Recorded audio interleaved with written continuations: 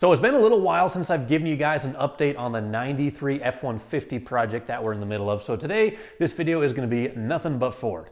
Now, I have been working on it kind of behind the scenes, and we're in that stage of the project where it's just all the little things that tend to take a lot of time, which don't necessarily make the greatest content, you know, plumbing and wiring and things like that. But today, I'm pretty sure that we're going to be doing the first fire up, and we're going to hear this 408 stroker run for the very first time. My name's LT. On this channel, we build custom and high performance trucks. And yes, for the most part, I do work on GM stuff. I am a GM guy, but with customer builds, I do branch out from time to time, and that's what this project is all about. So if you're new to the channel, first of all, please subscribe. But second of all, here's a quick update or up to speed on what this project is. It's a 93 F-150. The owner bought it, I believe, in like Nevada or Arizona. So it's a desert truck, rust-free, really, really clean and solid. Obviously, it's a single cab short box. It is a four-wheel drive, and in this era, they had the twin I-beam front ends or twin traction beams, whatever they call it. Yep, it's white. It's an XLT, I think, so it has some good options on the inside. Power seats and all that good stuff.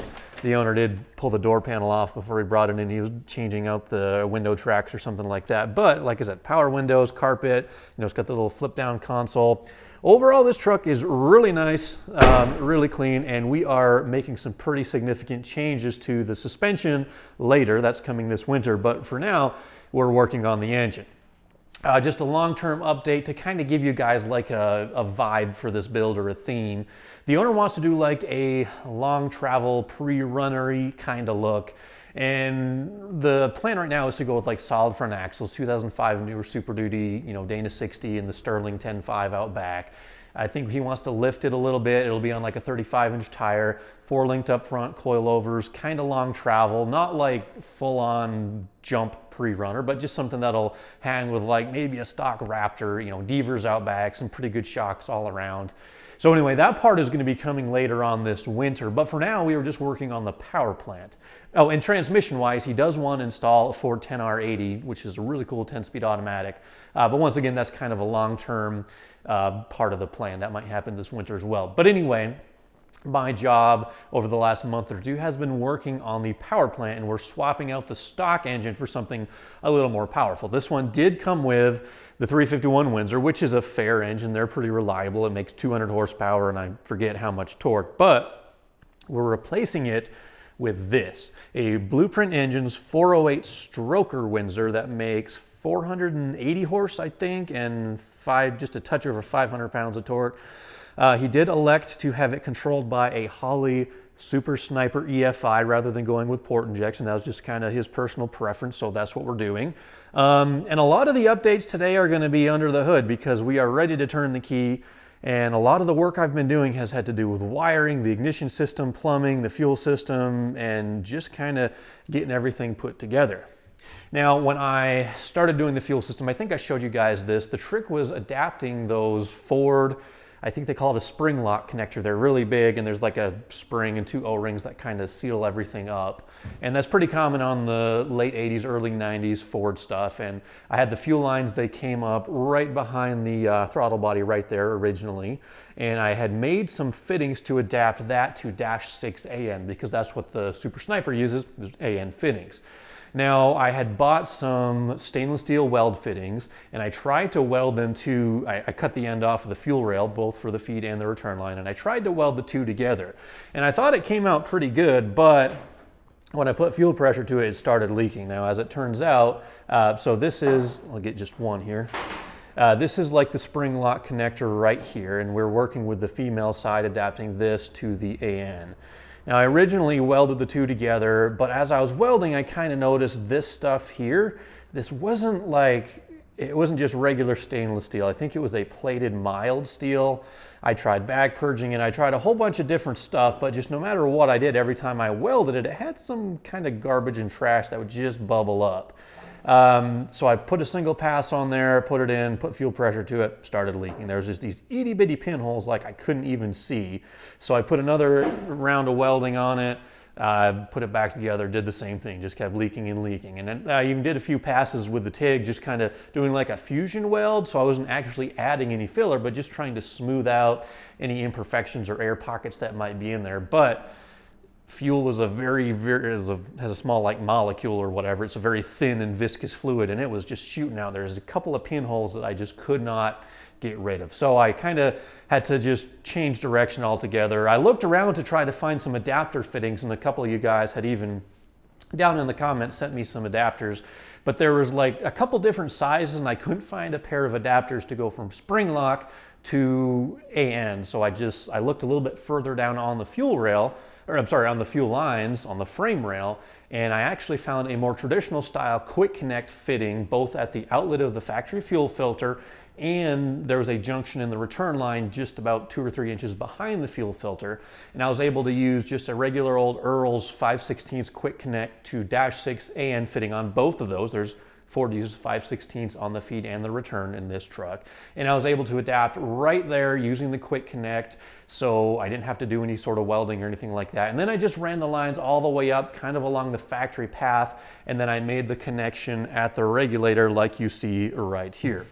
Now in terms of fuel line, what I'm using is Earl's Vapor Guard. It's sort of like a push lock. It's rated for gasoline and ethanol, all fuel. So when you're looking at AN plumbing, make sure it's rated for ethanol in fuel, because even regular pump gas does have some ethanol in it. Anyhow, you can use either hose clamps or what I prefer. These are, I think they call them like Oetiker clamps.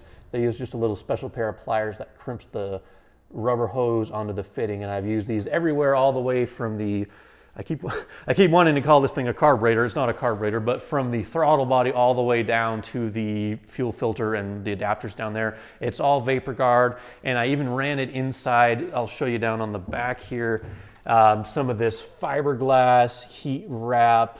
You probably can't see it down there, but both fuel lines go into single bit of that little fiberglass hose protector there, so it'll shield it from, you know, heat and abrasion and all that good stuff. So that's the fuel system taken care of. I finally pressurized it and no leaks, so we're good to go there. The next thing I had to work on is the wiring. And apologies in advance, guys, because I know you give me a hard time about how much I talk, but this is information I feel like a lot of you guys do ask in the comments. Sometimes my content is a little boring, sometimes it's educational, but if you're working on a mid-90s Ford or any EFI application, some of this information may come in handy. So the next thing that we kind of need to work on or talk about is the wiring. And I didn't show you guys this step by step just because it takes so long and it's really not that rewarding in terms of like content. But anyway, I'll give you just a quick overview of where we're at. So we've got the Super Sniper on back, that's an EFI, and Holley's got a couple of different harnesses that you need to connect to. And other components that we're working with is their Hyperspark ignition, which consists of the distributor, the ignition coil, and the CDI box. Now you have to have clean power, so I'm grabbing power right here from the battery, and I'm running that all the way down sort of to the back of the Sniper over here. And then I'm interfacing to the Ford with this connector right down here. Now there's a lot of wires that pass through here, and I've cut out about half. This is the chunk right here that I'm not using, and once I'm fully finished with the wiring job, I'll take this connector apart. I'll probably try to de-pin it and just get these completely out of the way, but this is all stuff that I'm not using.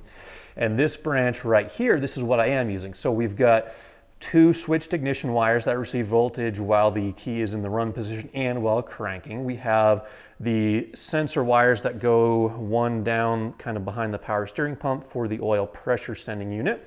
We've got one for the water temperature sending unit, which goes right there on that little funky heater deal, whatever that is. We've got one for the tachometer, so I'm grabbing signal from the Holley back in that harness there, and I'm sending it into the tachometer, so that should work. We have, the AC, that's another thing that I'm almost done with. I mistakenly chopped off the AC pigtail, but I've got another one on the way. So I've got the AC run right here, and I'll just plug it into the clutch. And this kind of took a lot of extra work to make run properly, because on an EFI system, when you're running the AC, you don't usually want the AC clutch on all the time, and you need to let the computer know when the AC is on, because it'll advance the timing a little bit and add a little bit more airflow to kind of compensate for the extra load on the accessory drive while the AC pump is running, and it also has to know when it's disengaged. So To do that on an earlier vehicle like this, you've got to get a little bit creative, and I use two different relays to kind of make that happen. Sorry, one relay for the information and one relay is a disengage system, basically. So whenever you go wide open throttle, the Holley will say, hey, we're going wide open, let's cut the AC compressor off just for a minute. So you might have noticed we have an extra branch of wiring running from here up to the fender well. There's two relays. The first one is for the AC kick, which raises the idle, and the second one is for the AC disengage. And I'll show you the wiring diagram I made over here on the whiteboard. And so this is for something different, but all this stuff in the black over here. So first of all, there's this thing Ford calls a diode resistor that actually goes between the 12-volt signal and the ground wire for the AC pump. I have no idea why they call it a diode resistor, because a diode and a resistor are two different things, and I think it's actually just a resistor. But anyway, that's what Ford's wiring diagram calls it. And so I made all my connections basically right after the diode resistor, and everything I modified is from there down. So like I said, first relay, that is to send a signal to the pin A, that's an orange wire on the Holley system. And so what this does is it just tees in, it splices into the main wire coming from Ford that receives 12 volts when the AC is commanded. And the 12 volts in goes to pin 85, pin 30 and 86 go to ground, and then finally pin 87, whenever this receives voltage, 87 is going to be connected to ground, and that sends a ground signal to Holley to let it know that, okay, AC is on, we need to bump the idle just a little bit. And then the next circuit we got to work on is the circuit that provides voltage to the pump clutch itself, and that will actually be disengaged whenever Holley says, hey, we're going wide open throttle. So here's how that one works. So just a little bit further on down in that same 12-volt signal wire, we splice into it and we intercept it with a relay. But rather than using pins 30 to 87 for the high current like you normally would, we're actually using a 5-pin relay that has an 87A. And this is a normally, I don't know what they call it, normally closed or normally open connection. And so we grab voltage here. I split voltage to go from pin 30 to 85. And when everything is functioning normally, the power just passes right through from 30 to 87A and it goes on to the clutch. But whenever the Holley says, hey, we're going wide open, let's cut power, this pin E on the same 10-pin connector, I'm pretty sure, this gets supplied with a ground through the Holley system. And whenever that ground kicks in, it'll switch the relay from 87A to 87, which actually interrupts the flow of power to the clutch, which stops the clutch from turning and momentarily disengages your AC while you're under wide open throttle. And as soon as you let off the gas, the ground here goes away, 87 connects back to 87A, power is restored, and this is all controlled obviously by the switch in the dashboard. And then finally the last leg is just a simple ground that goes right back through. It does use the diode resistor that Ford has in there. So anyway, that is the AC wiring taken care of. It's pretty basic stuff, just using relays to switch different things. But you sometimes have to get creative when things are switched on different, so basically, in summary, the whole reason why we have to use two different relays to do this is because Ford switches the positive side and Holley switches on the ground side, so you've got to use a relay to just switch back and forth between the two. Other than that, there's a lot of wiring on the EFI and a lot of it's pretty self-explanatory. You do need to have some wires that receive voltage while you're in run, and when you're cranking, run everything to the battery if you can, in terms of power and grounds.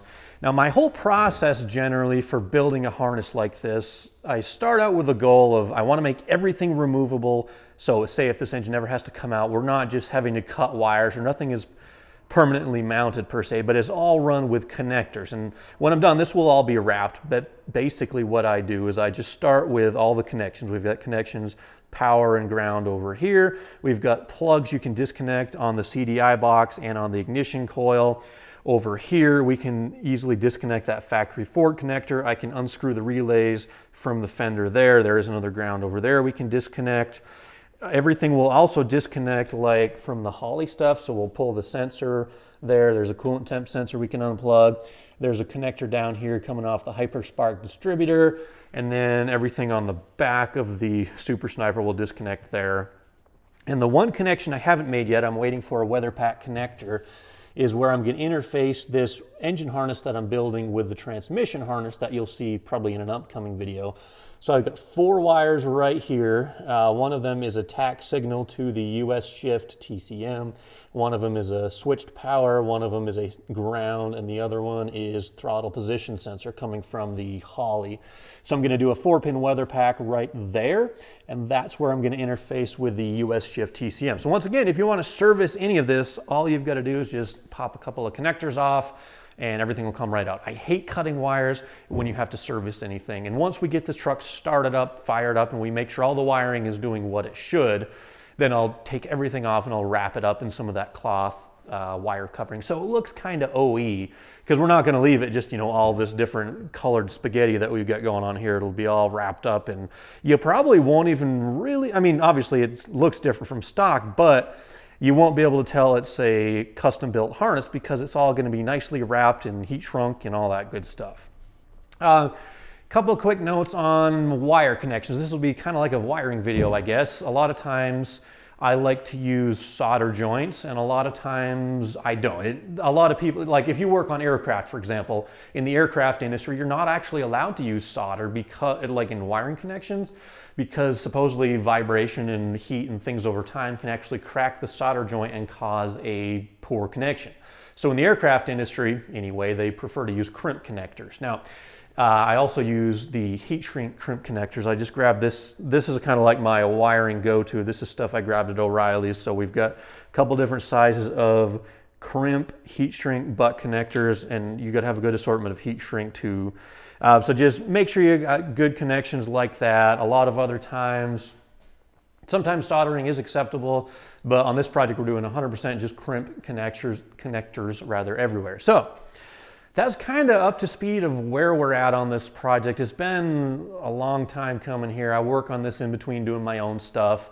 I'll admit I probably haven't spent as much time on this build as I would like to. The other thing that kind of, I don't know, it's like the Ford build here just for some reason doesn't rate as well in terms of viewership. I don't know if it's because I'm known for doing more GM stuff or what, but that kind of makes it hard for me to get out here and make videos on this.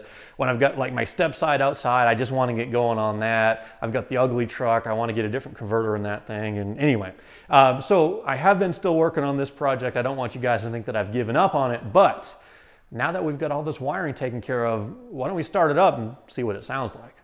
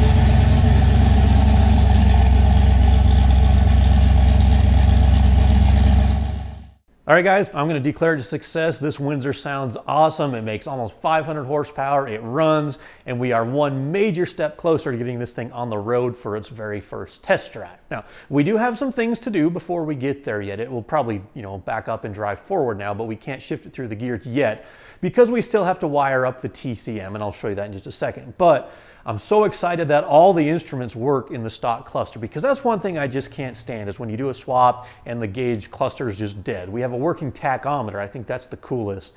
We have a working speedometer. Obviously, we haven't changed that yet. We have the water temperature, oil pressure, fuel level. All that stuff is doing exactly what it should, which is awesome. We'll also probably run the Super Sniper little computer thing. I'll stick it on the dash somewhere just as sort of a backup. But the gauges work, which is really, really cool. I did let the engine come all the way up to operating temperature. I adjusted the idle. You basically turn the little set screw on the side there until the idle air control reads somewhere between 2 and 10% per Holley's instructions. I checked the AC kick functionality. That works. Just kind of topped off the coolant a little bit there. Wiring here is pretty much, I'm going to say it's like 99% done. I do have to cover this entire harness, but remember, everything will unplug, so that's easy. And then I still have to pin the four wires into the weather pack connector that I'm waiting on. That's going to go right there. And that's basically going to connect my engine harness into the TCM that's from US Shift. Over here, I'll show you guys that. Basically, this little computer here will mount on the inside of the truck somewhere. This is all the wiring that goes along with it. That's going to control the E4OD. One last wire I haven't figured out yet, or I haven't just made permanent, I figured it out. That blue coil in the corner there, that is for the fuel pump. So basically, there's a relay on the Holley harness that engages and that sends power to the fuel pump. But right now I just took out the stock fuel pump relay in the Ford fuse box, and I'm just sending power directly to the one wire that goes into the fuel pump. So it kind of does the first prime when you hit the key. All that's controlled by the ECU in the Holley. I just need to run that wire permanently back to the pump. So not a huge deal there. But yeah, we're like 99% done. The wiring for the TCM should be a lot simpler than all this. There's a lot less of it. But the next time you guys see this truck, I think I'm going to be taking it for its very first test drive. So I'm looking forward to that. Remember, we've got almost 500 horsepower here, which is well over double what that old junky stock Windsor right there made. So that is really awesome. Can't wait to take it out on the street. I know the E4OD, a lot of you guys are going to be like, well, that's not going to last very long. That's all right. The owner knows that, and he plans on putting a different transmission in at some point. Oh, in case you guys are wondering, on the exhaust, it's a single Black Widow Venom 250. It does have a catalytic converter in place, and it has, I believe, their JBA ceramic coated headers in there as well. So that's the exhaust setup. I think it sounds pretty cool. It's kind of got a tough sound to it. I know the Venom mufflers, they're definitely not for everybody, the Black Widows, but I think it has a unique sound to it, and I kind of like it. So I do want to say thank you guys for watching. You are awesome, and I'm sorry it took so long to give you an update on this F-150, but we're making major headway with it. Next time, I have no idea what we're going to be doing. As always, I'm kind of scatterbrained. We're working on several different things at once, so you'll just have to subscribe and stay tuned to see what else we have coming up next. So thank you guys for watching, and I'll catch you in another couple of days.